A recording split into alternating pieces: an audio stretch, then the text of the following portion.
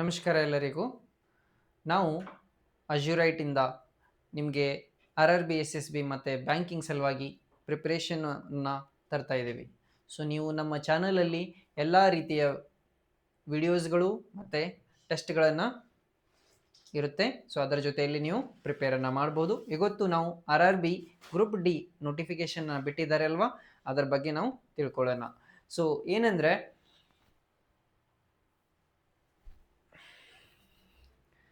ಈ notification 22,195 vacancies ಇದ್ದಾವೆ ಮತ್ತು ಅಪ್ಲೈ ಮಾಡೋಕ್ಕೆ 9 ಮಾರ್ಚ್ ಲಾಸ್ಟ್ ಡೇಟ್ ಇದೆ. ಸೊ ಇದಕ್ಕೆ ಎಕ್ಸಾಮ್ಸ್ ಮತ್ತು ಏನೇನು ಡೀಟೇಲ್ಸ್ ಇರುತ್ತೆ ಅದನ್ನು ತಿಳ್ಕೊಳ್ಳೋಣ. ಸೊ ಫಸ್ಟ್ 10th ಮತ್ತು ITI ಕ್ವಾಲಿಫೈ ಇರೋರು ಎಲ್ಲರೂ ಅಪ್ಲೈ ಮಾಡ್ಬೋದು. 10th ಮೇಲೆ ಅಂದರೆ PUC ಆಗಲಿ ಮತ್ತು ಡಿಗ್ರಿಯವರಾಗಲಿ ಎಲ್ಲರೂ ಇದಕ್ಕೆ ಅಪ್ಲೈ ಮಾಡ್ಬೋದು. ಸೊ ಇದಕ್ಕೆ ಫೀಸ್ ಬಂದುಬಿಟ್ಟು 500 ಮತ್ತು 250 ರುಪೀಸ್ ಇದೆ. ಸೊ ಬೇರೆ ಬೇರೆ ಕ್ಯಾಟಗರಿಗಳಲ್ಲಿ ಅವರು ಅಪ್ಲೈ ಮಾಡ್ಕೋಬಹುದು. ಸೊ ಮುಂಚಿತವಾಗಿ ಇವತ್ತು ಲಾಸ್ಟ್ ಡೇಟ್ ಇತ್ತು, 2nd ಮಾರ್ಚ್ ಲಾಸ್ಟ್ ಡೇಟ್ ಇತ್ತು. ಅದನ್ನು ಎಕ್ಸ್ಟೆಂಡ್ ಮಾಡಿ 9th ಮಾರ್ಚ್ ಮಾಡಿದರೆ ಮತ್ತೆ ಇದನ್ನು ಎಕ್ಸ್ಟೆಂಡ್ ಮಾಡುವುದಿಲ್ಲ. ಸೊ ಅದಕ್ಕೆ ನೀವು ಬೇಗನೆ ಇದಕ್ಕೆ ಅಪ್ಲಿಕೇಶನನ್ನು ಹಾಕಬೇಕು. ಸೊ ಮತ್ತೆ ಅದನ್ನು ಎಕ್ಸ್ಟೆಂಡ್ ಮಾಡಬೇಡಿ, ಏನು ಖಂಡಿತವಾಗಿ ಹೋಗಿ ಯಾವುದಾದ್ರೂ ಕಂಪ್ಯೂಟರ್ ಸೆಂಟರ್ ಅಥವಾ ನೀವು ಖುದ್ದಾಗಿ ಅಪ್ಲೈ ಕೂಡ ಮಾಡಬಹುದು. ಸೊ ಎಲಿಜಿಬಿಲಿಟಿ ಏನೇನಿದೆ ಹೇಳಿದಂಗೆ ಎಜುಕೇಷನಲ್ಲಿ ಏನಿರಬೇಕು, 10th ಪಾಸ್ ಆಗಿರಬೇಕು ಮತ್ತು ITI ಅಥವಾ ಬೇರೆ ಕ್ವಾಲಿಫಿಕೇಷನ್ ಇರಬೇಕು. ಏಜ್ ಲಿಮಿಟ್ ಏನಿದೆ ಅಂದರೆ ಮಿನಿಮಮ್ 18 ಇಯರ್ಸ್ ಮತ್ತು ಮ್ಯಾಕ್ಸಿಮಮ್ 33 ಇಯರ್ಸ್ ಇದೆ.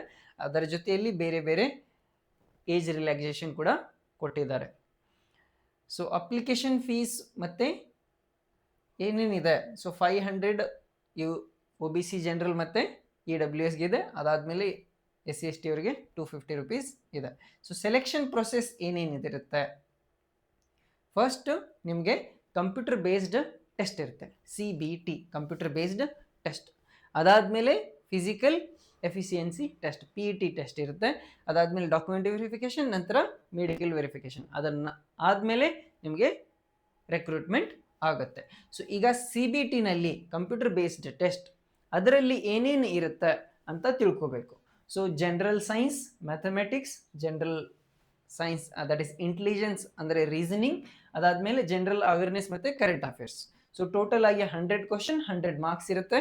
ಸೊ ಜನರಲ್ ಸೈನ್ಸಲ್ಲಿ 25 ಕ್ವಶನ್ಸ್ 25 ಮಾರ್ಕ್ಸ್, ಮ್ಯಾಥಮೆಟಿಕ್ಸಲ್ಲಿ 25 ಕ್ವಶನ್ಸ್ 25 ಮಾರ್ಕ್ಸ್, ಮತ್ತು ಇಂಟೆಲಿಜೆನ್ಸ್ ಅಂದರೆ ರೀಸನಿಂಗ್ಗೆ 30 ಕ್ವಶನ್ಸ್ 30 ಮಾರ್ಕ್ಸ್, ಮತ್ತು ಜನರಲ್ ಅವೇರ್ನೆಸ್ಗೆ 20 ಕ್ವಶನ್ಸ್ 20 ಮಾರ್ಕ್ಸ್ ಅಂದರೆ ಕರೆಂಟ್ ಅಫೇರ್ಸ್ ಬರುತ್ತೆ. ಸೊ ಎಲ್ಲ ಟಾಪಿಕ್ಸ್ಗಳನ್ನು ಎಲ್ಲ ಚಾಪ್ಟರ್ಸ್ಗಳನ್ನು ನಾವು ಇಲ್ಲಿ ಕವರ್ ಮಾಡ್ತೀವಿ. ಸೊ ನೀವು ಖಂಡಿತವಾಗಿ ನಮ್ಮ ವಿಡಿಯೋನ ಫಾಲೋ ಮಾಡಬೇಕು ಮತ್ತು ನಮ್ಮ ಚಾನಲ್ಗೆ ಸಬ್ಸ್ಕ್ರೈಬ್ ಮಾಡಬೇಕು. ಸೊ ಇದರಲ್ಲಿ ನೀವು ನಿಮ್ಮ ಸಿಕ್ಕಿದಂಗೆ ಕ್ವಶನ್ಸ್ಗಳನ್ನು ಹಾಕೋಕ್ಕಾಗಲ್ಲ, ಅಂದರೆ ಆನ್ಸರ್ಸ್ಗಳನ್ನು ಹಾಕೋಕ್ಕಾಗಲ್ಲ. ಇದರಲ್ಲಿ ಏನಿರುತ್ತೆ, ನೆಗೆಟಿವ್ ಮಾರ್ಕ್ಸ್ ಇರುತ್ತೆ. ಸೊ ನೀವು ಏನು ಮಾಡಬೇಕು, ವಿಚಾರ ಮಾಡಿ ಹಾಕಬೇಕು. ಸೊ 1/3 ನೆಗೆಟಿವ್ ಮಾರ್ಕ್ ಇರುತ್ತೆ. ಈ ಎಕ್ಸಾಮ್ಗೆ 90 ಮಿನಿಟ್ಸ್ ಇರುತ್ತೆ. ಸೊ ಅದರಲ್ಲಿ ನೀವು ಈ 100 ಕ್ವಶನನ್ನು ಮಾಡಬೇಕು. ಸೊ ಬೇಗನೆ ಹೇಗೆ ಮಾಡಬೇಕು, ಎಲ್ಲ ಶಾರ್ಟ್ಕಟ್ ಟ್ರಿಕ್ಸ್, ಯಾವ ರೀತಿ ಕ್ವಶನ್ ಓದಿ ಅರ್ಥ ಮಾಡ್ಕೋಬೇಕು, ಅದನ್ನೆಲ್ಲ ನಾವು ಕವರ್ ಮಾಡ್ತೀವಿ ಮುಂದಿನ ವಿಡಿಯೋದಲ್ಲಿ. ಸೊ ಎಲ್ಲ ಟಾಪಿಕ್ಸ್ಗಳು high yielding topics, important questions, ಅದರ ಜೊತೆಯಲ್ಲಿ ಪ್ರಾಕ್ಟೀಸ್ ಕ್ವಶನ್ಸ್ಗಳನ್ನು ಕೂಡ ನಾವಿಲ್ಲಿ ತಯಾರು ಮಾಡಿ ನಿಮಗೆ ವಿಡಿಯೋಸ್ಗಳನ್ನು ಮಾಡ್ತೀವಿ, ಅದನ್ನು ನೀವು ನೋಡಬಹುದು. ಸೊ ಇಲ್ಲಿ ಪೇ ಸ್ಕೇಲ್ ಏನಿರುತ್ತೆ ಈ ಎಕ್ಸಾಮ್ಸ್ಗಳಿಗೆ, ಅಂದರೆ ನಿಮ್ಮ ರೆಕ್ರೂಟ್ಮೆಂಟ್ ಆದಮೇಲೆ. ಸೊ ಈಗ 18,000 ಬೇಸಿಕ್ ಇದೆ, ನಿಮಗೆ ಇನ್ ಹ್ಯಾಂಡ್ ಬರೋದು 22,000 to 28,000 ಅಂದ್ಕೊಳ್ಳಿ, ಬೇರೆ ಬೇರೆ ರೀತಿಯಲ್ಲಿ ಓವರ್ ಟೈಮ್ ಅದೇನೆಲ್ಲ ಆದಮೇಲೆ. ಸೊ ನೀವು ಆ ರೀತಿ ಅನ್ಕೋಬೇಡಿ, 22,000 to 28,000 ಅಷ್ಟೇ ಬರುತ್ತೆ ಅಂತ ಅನ್ಕೋಬೇಡಿ. ಇದು 7th pay commission. 8th pay ಕಮಿಷನಲ್ಲಿ ನಿಮಗೆ ಡಬಲ್ ಸ್ಯಾಲ್ರಿ ಆಗುತ್ತೆ, 50,000 ಮೇಲೆ ಸ್ಯಾಲ್ರಿ ನಿಮಗೆ ಸಿಗುತ್ತೆ. ಅದರ ಜೊತೆಯಲ್ಲಿ ನೀವು ನೋಡ್ತಿರ್ಬೋದು, ನಿಮ್ಮ ಅಕ್ಕಪಕ್ಕ ಅವರು ಇರ್ತಾರೆ, ಅವರು ಗೌರ್ಮೆಂಟ್ ಜಾಬಲ್ಲಿ ಇರ್ತಾರೆ, ಅವ್ರಿಗೆ ಯಾವ ರೀತಿ ರೆಸ್ಪೆಕ್ಟ್ ಸಿಗುತ್ತೆ. ಅದಾದಮೇಲೆ ಅವರು ಫ್ಯಾಮಿಲಿಯವರು ಎಷ್ಟು ಕಷ್ಟಪಟ್ಟು ಅವ್ರಿಗೆ ಓದಿಸ್ತಿರ್ತಾರೆ, ಹೌದಲ್ವಾ? ಸೊ ನೀವು ಆ ರೀತಿ ಆಗ್ಬೇಕು, ಹೌದಾ? ನೀವು ಸೆಲೆಕ್ಟ್ ಆಗ್ಬೇಕು, ನಿಮಗೂ ಆ ರೆಸ್ಪೆಕ್ಟ್ ಸಿಗುತ್ತೆ. ನಿಮಗೆ ಒಂದು ಒಳ್ಳೆ ಅಪರ್ಚುನಿಟಿ ಇದು. ಜಸ್ಟ್ 10th ಮುಗಿಸಿರ್ತೀರಾ, 12th ಮುಗಿಸಿರ್ತೀರಾ, ನಿಮ್ಗೆ ಒಳ್ಳೆ ಜಾಬ್ ಸಿಗುತ್ತೆ ಗೌರ್ಮೆಂಟ್ ಅಲ್ಲಿ, ಅದನ್ನು, ಹೌದಾ? ನೀವು ನೋಡಿರ್ತೀರಾ ರೈಲ್ವೆಗಳಲ್ಲಿ ಬಹಳಷ್ಟು ಜನ ನಾರ್ತ್ ಇಂದ ಬಂದು ಜಾಯಿನ್ ಆಗಿರ್ತಾರೆ. ನೀವು ಯಾಕೆ ಆಗ್ಬಾರ್ದು, ಹೌದಾ? ನೀವು ಆಗ್ಬೇಕಲ್ವಾ? ನೀವು ಆಗ್ಬೇಕು, ನೀವು ಜಾಯಿನ್ ಆಗಿ ನೀವು ಒಳ್ಳೆ ಹುದ್ದೆಯಲ್ಲಿ ಇರಬೇಕು. ಸೊ ಅದರಿಂದ ಏನಾಗುತ್ತೆ, ನಿಮ್ ಗ್ರೋತು ಕೂಡ ಚೆನ್ನಾಗಾಗುತ್ತೆ. ನೀವು ಎಷ್ಟು ಜಾಬ್ ಅಲ್ಲಿ ಬೇಗ ಸೇರ್ತೀರಾ ಅಷ್ಟು ನಿಮ್ಗೆ ಒಳ್ಳೇದು ಗ್ರೋತ್ ಆಗುತ್ತೆ. ಅದ ನಂತರ ಏನು, ನೀವು ಇನ್ನೊಂದು ನೆನಪಿಡ್ಬೇಕು, ನಿಮಗೆ ಅಪ್ಗ್ರೇಡ್ ಮಾಡ್ತಾರೆ, ಪ್ರಮೋಷನ್ಸ್ ಇರುತ್ತೆ, ಅದರ ಜೊತೆಯಲ್ಲಿ ಡಿಪಾರ್ಟ್ಮೆಂಟಲ್ ಎಕ್ಸಾಮ್ಸ್ ಇರುತ್ತೆ. ನೀವು 2 to 3 years ಸರ್ವಿಸ್ ಮಾಡಿದ್ಮೇಲೆ ನಿಮಗೆ ಡಿಪಾರ್ಟ್ಮೆಂಟಲ್ ಎಕ್ಸಾಮ್ಸ್ ಕೂಡ ಇರುತ್ತೆ, ಅದರಲ್ಲಿ ಕೂಡ ನೀವು ಪ್ರಮೋಷನ್ಸ್ ಅನ್ನ ಪಡಿಬಹುದು, ಹೌದಲ್ವಾ? ಸೊ ನೀವು ನಮ್ಮ ಕರ್ನಾಟಕದವರು ಎಲ್ಲರೂ ಈ ಎಕ್ಸಾಮ್ ಅನ್ನ ತಗೊಂಡು ಎಲ್ಲರೂ ಸೆಲೆಕ್ಟ್ ಆಗಿರ್ಬೇಕು. ಇದಕ್ಕೆ ನೀವು ಒಂದು ಹೆಜ್ಜೆ ಅಂತ ತಿಳ್ಕೋಬೇಕು. ಒಂದು ಹೆಜ್ಜೆನ ಪಾರ್ ಮಾಡಿದ್ಮೇಲೆ ನೀವು ಮುಂದಿನ ಹೆಜ್ಜೆಗೆ ಹೋಗ್ಬಹುದು, ಅದು ಹೌದಲ್ವಾ? ಕಾನ್ಫಿಡೆನ್ಸ್ ಬರುತ್ತೆ, ರೈಟ್?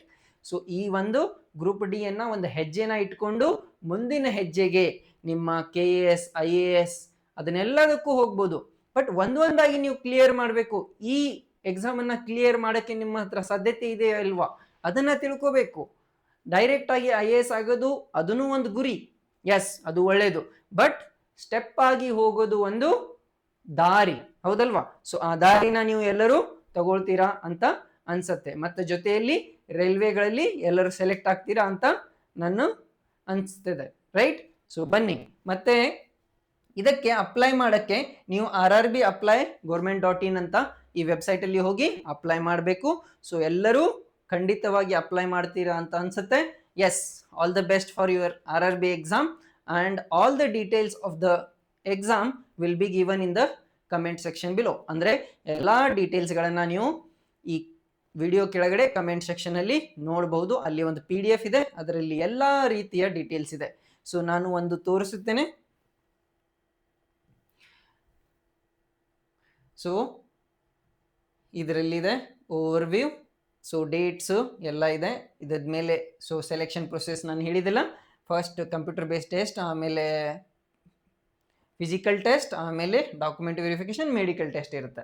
ಸೊ ಅದೇ ರೀತಿ ಎಲ್ಲ ಡೀಟೇಲ್ಸ್ ಇದೆ. ಸೊ ಅದಾದ್ಮೇಲೆ ವೇಕೆನ್ಸಿ ಯಾವ ಸ್ಟೇಟಲ್ಲಿ ಎಷ್ಟಿದೆ, ವೆಸ್ಟರ್ನ್ ಝೋನ್ ಮುಂಬೈ ಇದೆ, ಆ ರೀತಿ ಇಲ್ಲಿ ಯಾವ್ದ್ಯಾವುದು ಕ್ಯಾಟಗರಿಗೆ ಎಷ್ಟೆಷ್ಟು ವೇಕೆನ್ಸೀಸ್ ಇದೆ ಅದನ್ನು ಕೂಡ ಇದೆ.